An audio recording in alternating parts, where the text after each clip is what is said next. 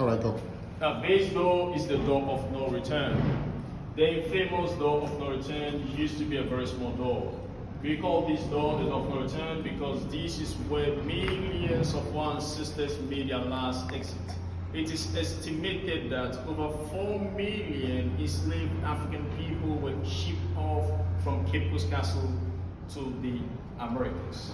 However, the original door of no return used to be a very small door. Size-wise, it was like this, a very small door right here.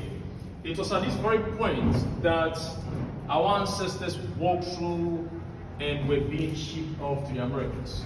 From this very angle to the Americas took the slave ships 4 miles or more. This journey is called the Middle Passage. It is scary and very dangerous. Wow. And so, can you walk through there and talk more? Yeah, listen. Today, I've come to tell you that black energy never dies. Please come with me. Let's go through the door of no return, which our ancestors walked through and never came back.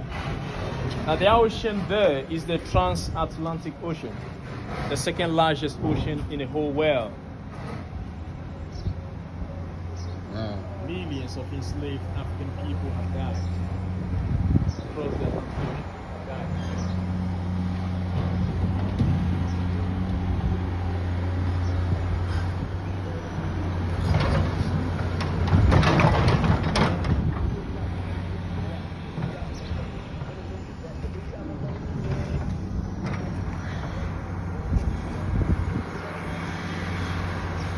Okay.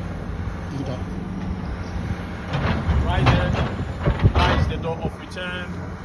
Now there's a difference between the door of return and the door of no return. The door of return is not part of the castle system.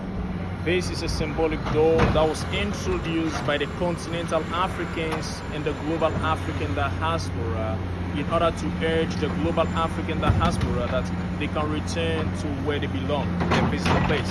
However, before the door of return had to be introduced in the year 1998, there were skeletons of 2 people that were brought back to Africa. Now these 2 people are enslaved African people. We call them Samuel Carson and Madame Crystal. Samuel Carson and Madame Crystal were enslaved African people who were forcibly transported from the West African region to Jamaica and New York. Samuel Carson was taken to New York in the US and Madame Crystal to Jamaica. They died and they were buried there respectively.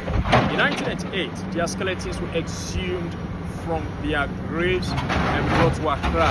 From Accra, they brought them to another place called Abanzi. From Abanzi, they brought them across the Atlantic Ocean through the door of return.